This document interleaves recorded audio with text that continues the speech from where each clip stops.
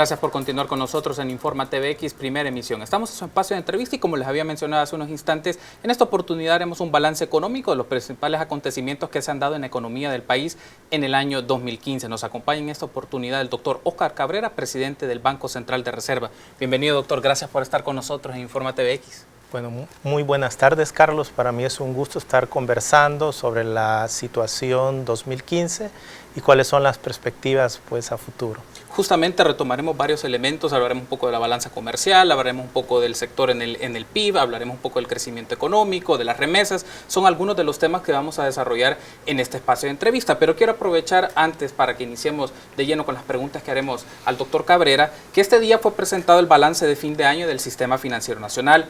Las autoridades señalaron que los hábitos de los salvadoreños están cambiando. Ahora se está priorizando el ahorro por encima de la adquisición de préstamos y créditos. Vamos a ver esta información y volvemos con la entrevista.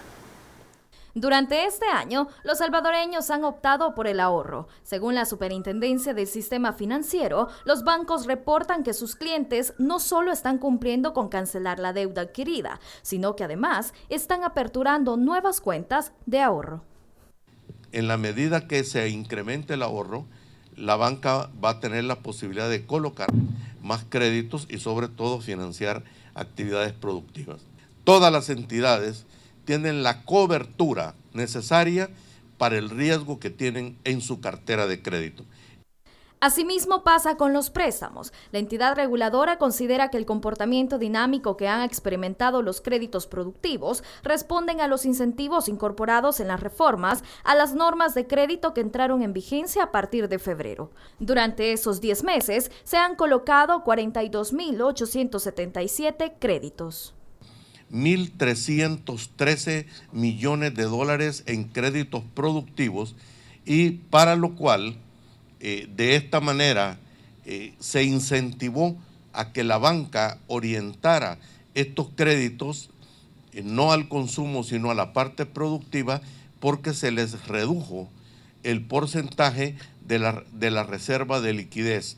Las cifras indican que el país cuenta con un sistema financiero saludable y atractivo para nuevos inversores. Para el 2016 se espera profundizar en el tema de inclusión financiera y la autorización de nuevas empresas proveedoras de dinero electrónico, según indicó el superintendente Ricardo Perdomo. Para Informa TVX, Nancy Sea.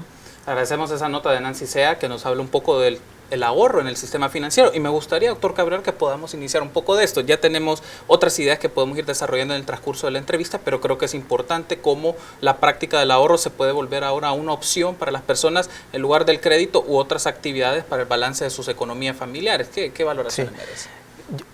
Creo conveniente citarle a la población que desde febrero de este año el Banco Central como entidad reguladora tomó la decisión junto con la Superintendencia del Sistema Financiero, que es la supervisora, de promover, reformas para desencadenar el crédito productivo. Creo que son más de 1.036 millones y en el caso de los hogares nosotros estamos desarrollando la Ley de Inclusión Financiera, se aprobó en el mes de agosto y hay 2 productos que van destinados a los salvadoreños en Estados Unidos que envían remesas, son más de 3.850 millones de remesas y lo que nosotros queremos es potenciar no solo el consumo, que el consumo es importante porque expande la economía salvadoreña, pero también es necesario, como tú mencionabas, Carlos, desarrollar el ahorro. Creo que con las cuentas simplificadas y con el dinero electrónico se abre una gran posibilidad de aprovechar las transferencias de más de 2 millones de salvadoreños en los Estados Unidos, pero también de salvadoreños que pueden destinar un porcentaje mucho mayor de su salario al ahorro. ¿Cómo eso también puede promover, doctor, que en la economía familiar permite el ahorro para desarrollar otras inversiones de mayor envergadura en sus familias, que puede ser inversiones inmobiliarias o inversiones, por ejemplo, en educación, y que eso le permitan hacer un consumo demasiado rápido, constante de sus fondos que recibe, ya sea por su trabajo o ya sea por los flujos que obtienen de remesas? Ese es uno de los retos que tenemos a partir del 2016, cómo hacer posible que estas remesas familiares o estos salarios que se destinan casi un 86% al consumo, según la última encuesta de hogares, empiecen a destinarse al ahorro y la inversión. Creo que esto es muy importante. Sin embargo, digamos, la función principal de los asalariados es el consumo. Esto creo que es muy importante. Y por otro, estas nuevas leyes que se han aprobado, como la que cité anteriormente, o también las reformas al artículo 7 de la Ley de Supervisión y Regulación, donde ya son objeto de la supervisión todas aquellas entidades que envían o reciben dinero en efectivo en El Salvador. Ahora me gustaría, doctor, que podamos hacer la transición al tema de la producción interna bruta, del crecimiento. Sí. Hace una semana el Banco Central de Reserva, el 23 de diciembre para ser exactos, presentó un informe de la situación económica de El Salvador en el transcurso del año, remarcando diversos indicadores económicos. Yo quiero retomar uno que es enfatizando particularmente el tercer trimestre del año, julio, agosto, septiembre, en donde se menciona que el crecimiento del Producto Interno Bruto fue de 2.6% para ese trimestre particularmente. Y me gustaría saber qué elementos propiciaron este crecimiento. Creo que es muy importante que este año ha habido una recuperación del gasto de la economía. Hemos recuperado los niveles que teníamos previo a la crisis del 2009, que fue la recesión mundial. Esto es una variable muy positiva porque los hogares han recibido sus salarios, el crecimiento del poder adquisitivo, según las cifras del Seguro Social, andan alrededor de 6.2% de enero a noviembre. Otro elemento que fortalece el ingreso de los hogares es el crecimiento de las remesas. Las remesas de enero a noviembre han crecido 2.8 millones y mencionaba que son ya 3.850 millones aproximadamente. Otra variable que fue muy importante durante este año fue el incremento de la inversión privada. Son 1.230 millones de dólares en nuevos proyectos de inversión, cuando en el mismo periodo del año anterior fueron apenas de 600 millones. Esto creo que empieza a desencadenarse la inversión. Por otro lado, otro elemento que no es nimio es el crecimiento de las exportaciones. Crecieron 4.8%, y acá es bueno detenernos. En un entorno internacional favorable y explicado por la reducción de los precios de las mercancías, como la recuperación de los Estados Unidos, si no tuviéramos una base industrial como porcentaje del PIB del 23%, no hubiéramos podido aprovechar estas potencialidades. Comentarle a la población que El Salvador tiene una base empresarial más elevada que América Latina, por encima de los países de renta media baja, donde nos clasifican a la economía salvadoreña, y esto ha sido posible que desde la producción que tú citabas, el sector industria manufacturera esté creciendo a una tasa de 2.9%. Esto creo que es muy importante, y cuando hablaba de las exportaciones, de ese 4.8, de ese más de 4.000 millones que va a terminar este año, el 95% de las exportaciones son manufactura. También otra variable que yo agregaría dentro de este gasto de la economía salvadoreña es el gasto del sector público no financiero, que se incrementó en 3.6%, y la mejora en la ejecución de la inversión pública, que hemos finalizado con una ejecución del 67%, es una ejecución más elevada en los 2 últimos años. Esto es lo que está haciendo posible que el proceso productivo se esté reactivando y haya sido, digamos, los catalizadores, decía, la industria manufacturera, los servicios avanzados a las empresas, y ahí podemos hablar de una gama de servicios, de servicios de aeronáutica, call center. También los efectos de la sequía durante este año en el sector agropecuario no fueron tan virulentos como los registrados en el 2014. Nuestras estimaciones para este año fueron un impacto de alrededor de 60 millones frente unos 80 millones el año pasado. Eso dio como consecuencia que el valor agregado del sector pues, agropecuario crezca a una tasa de 1.6%. En ese caso son 3 áreas de actividades económicas las que reflejaron mayor producción en el transcurso del 2015, bienes inmuebles, servicios prestados a las empresas, industria manufacturera y el sector de servicios, particularmente comercio, restaurantes y hoteles, fueron los que dieron más dinamismo a la actividad económica, a la producción económica en el país en el transcurso del 2015. Correcto. Otro elemento que todas las piezas del rompecabezas se están alineando en el sentido que esta economía está dando por fin un cambio, un punto de inflexión, ya no crecer solo en base a servicios de bajo valor, los servicios de bajo valor es donde se concentra los salarios más bajos, sino ir diversificando nuestra estructura productiva. De nuevo, consideramos que la política de diversificación y transformación productiva que ha implementado este gobierno está rindiendo frutos y en segundo lugar es importante continuar trabajando en la política agropecuaria y la política pues, de logística e inversión. Otro de los aspectos que me gustaría destacar y tener su análisis, doctor, es el aumento de la demanda a nivel interno. En la presentación que hizo usted, destacaba que el consumo privado y la inversión de importaciones en bienes de capital pues, ha aumentado con reflejo de demanda. Y me gustaría saber esto cómo se expresa, cómo se materializa el aumento de la demanda en estos aspectos del consumo privado y las importaciones de bienes de capital y qué propició ese aumento de la demanda. Sí, las importaciones de bienes de capital entre los economistas, cuando está creciendo a 2 dígitos, como sucede en El Salvador, está creciendo a una tasa de 11.7, lo que nos está diciendo es que a futuro el crecimiento económico va a ser pujante, porque las empresas se están preparando para los próximos años, están adquiriendo lo que es maquinaria, equipo. Vale la pena mencionar que la industria manufacturera de nuevo sobresale con una tasa de crecimiento de 11.7%. También es bueno, hace poco miraba las noticias que el sector de transporte va a adquirir más pues unidades y eso ya lo estamos viendo reflejado, probablemente en menor medida, pero el sector transporte crece también a tasas del 25%.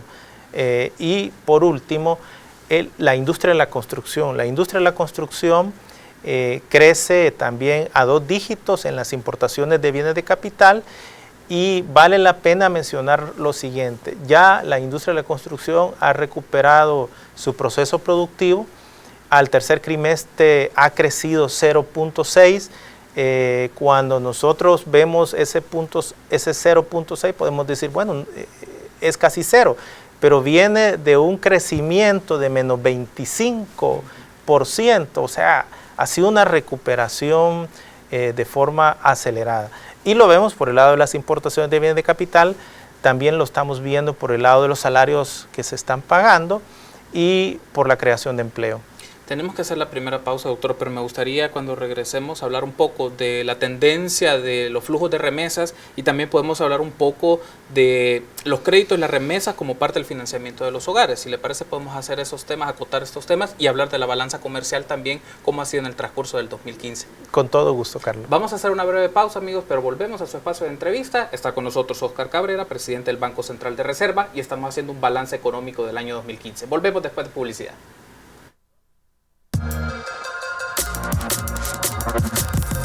Gracias por su preferencia y continuar con nosotros en Informa TVX, primera emisión. En su espacio de entrevista nos acompaña Óscar Cabrera, presidente del Banco Central de Reserva, y estamos haciendo un balance económico de lo que ocurrió en el país en el transcurso del 2015.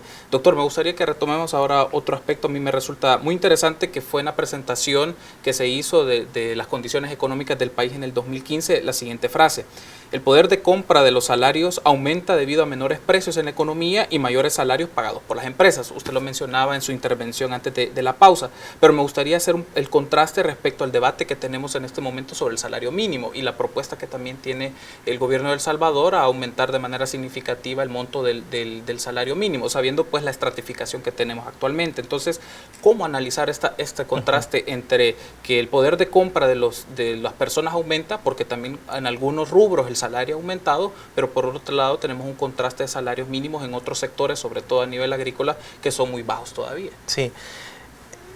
Yo creo que es importante volver a rescatar que en el 2001 se dolariza la economía y quizás los dos únicos logros conseguidos por la dolarización, que es una reducción lenta de las tasas de interés, como también esa convergencia de la inflación del Salvador.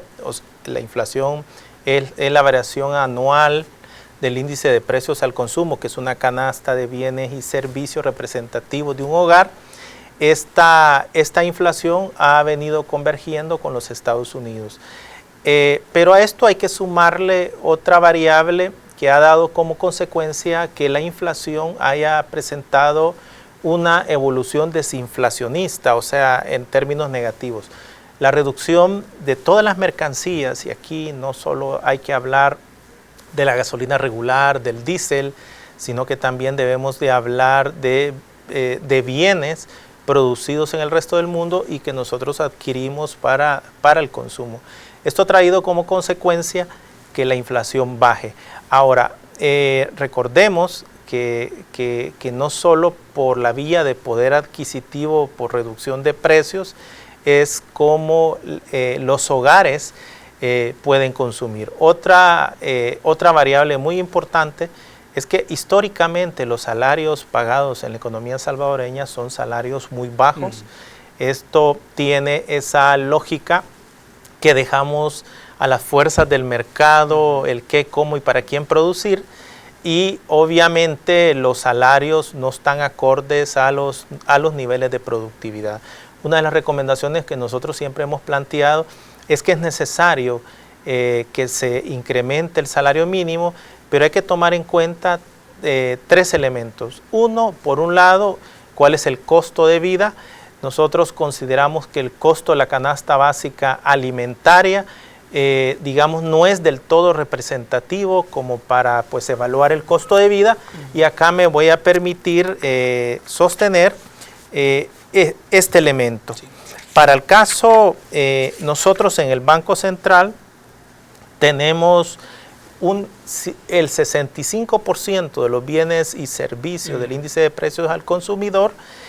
Nos están diciendo que la canasta básica que nosotros tenemos hasta el mes de noviembre anda alrededor de $102. Si eso lo contrastamos con el costo de la canasta básica, solo alimentos, esta anda por $202. ¿Qué es lo que estamos diciendo? Que las personas no solo consumen alimentos, las personas pues también necesitan otro tipo de servicios, consumen energía eléctrica, gas propano. Entonces, para retomar una medida fiable de cuál debe ser el incremento del salario mínimo, creo que hay que tomar otra variable. Esa es una. Otra es la discrepancia que hay entre el salario promedio efectivamente pagado y el salario mínimo.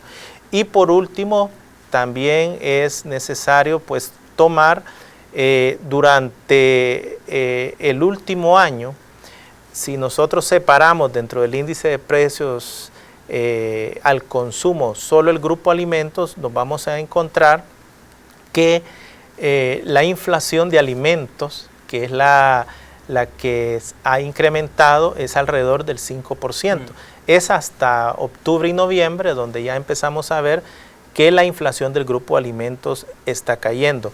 Pero siempre es importante que estas tres variables se tomen en cuenta junto con otra que obviamente no ha sido lo usual, y es cuánto crece la productividad en la industria manufacturera, la productividad en el agro o la productividad pues en la industria de los servicios. Por ejemplo, no podemos incrementar el salario mínimo por encima de los niveles de productividad. Creo que eso pues es una norma. El Banco Central estamos de acuerdo con el incremento del salario mínimo, porque todavía no hemos convergido con los salarios promedios. Hay un tema interesante y quiero retomar esto porque es como si fuera una triada, es decir, por un lado la producción, por un lado el consumo, pero también por un lado las condiciones de vida de las familias. ¿Cómo hacer una gestión de esos tres elementos para desarrollar pues, una economía fuerte, pero que a la vez a la gente le permita adquirir los bienes y servicios suficientes para tener un buen nivel de vida? Sí. Desde la década de los 90, la vía para ganar competitividad que se adoptó en esta economía fue la depresión continua de los salarios de los trabajadores. Yo no creo que esa sea una vía sostenible y tampoco socialmente no es óptima. Lo que hay que hacer es incrementar los salarios de los trabajadores. Recordemos que el incremento del gasto de los hogares automáticamente activa el proceso productivo y la economía crece. Antes se nos postulaba totalmente lo contrario, que si incrementábamos los salarios o los salarios mínimos, el empleo caía. Esto se ha desmistificado, no es correcto. Por lo tanto, las vías para crecer sostenidamente son: 1, incrementar los salarios; 2, incrementar el gasto en consumo e inversión; y tercero, que es la vía más sostenible en el largo plazo, es incrementar la productividad laboral. Esta última vía es parte de nuestro objetivo dentro del plan quinquenal. Hablábamos sobre el tema del flujo de las remesas. Mencionábamos que para este año se contabiliza 3.856.6 millones de dólares con respecto a remesas y hay una variación respecto al 2014 del 2.8%. De ese caso, la tendencia, ¿no? El análisis que se tiene de la tendencia de los flujos de remesas, considerando que es un rubro muy importante para la dinámica económica de El Salvador, doctor. Sí. Yo mencionaba que el incremento de los flujos de remesas tiene una relación muy directa con el crecimiento de la economía norteamericana. Este año los Estados Unidos va a crecer alrededor de 2.4% y en su mercado laboral estamos observando una tasa de desempleo de apenas el 5%. Esta tasa se considera una tasa de pleno empleo, o sea, como que todo el empleo está plenamente empleado, valga la redundancia, pero esto implica que las perspectivas a futuro de flujo de remesas para la economía salvadoreña y para la región centroamericana siempre son positivas. Nosotros esperamos que el próximo año este flujo de remesas alcance alrededor de un 4%. Esa es una cifra que yo creo que apoyará sobre todo los gastos de consumo de los hogares, pero también queremos potenciar el ahorro, como mencionábamos al principio. En la medida que los hogares destinen un mayor porcentaje de su ingreso al ahorro, eso obviamente va a potenciar pues la inversión. Estamos pues cerrando la entrevista, doctor, pero me gustaría tomar una última elemento, es la balanza comercial.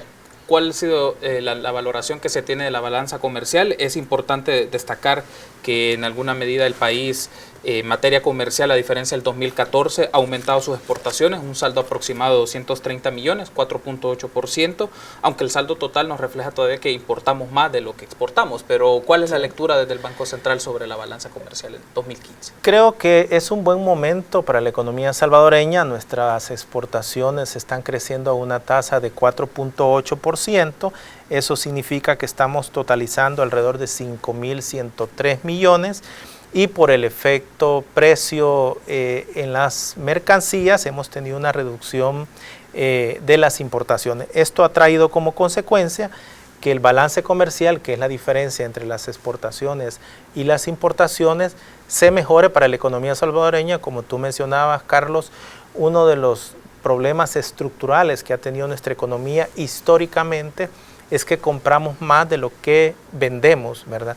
Pero esto se puede resolver con incrementar la productividad laboral, incrementar la inversión pública y privada. Pero volviendo a este tema, el ahorro que hemos tenido solo por efecto de la factura petrolera son alrededor de 690 millones de dólares, 690 millones que han venido a formar parte pues, del ingreso de los hogares, pero también a reducir los costos de producción de las empresas. Cuando nosotros vemos qué tipo de importaciones son las que más han crecido, vemos que el sector industria manufacturera tiene alrededor de 9.038 millones. Sigue la agricultura, caza, silvicultura y pesca con 478 millones. Creo que por este lado la economía salvadoreña ha comprado insumos intermedios para el proceso productivo a precios mucho más bajos.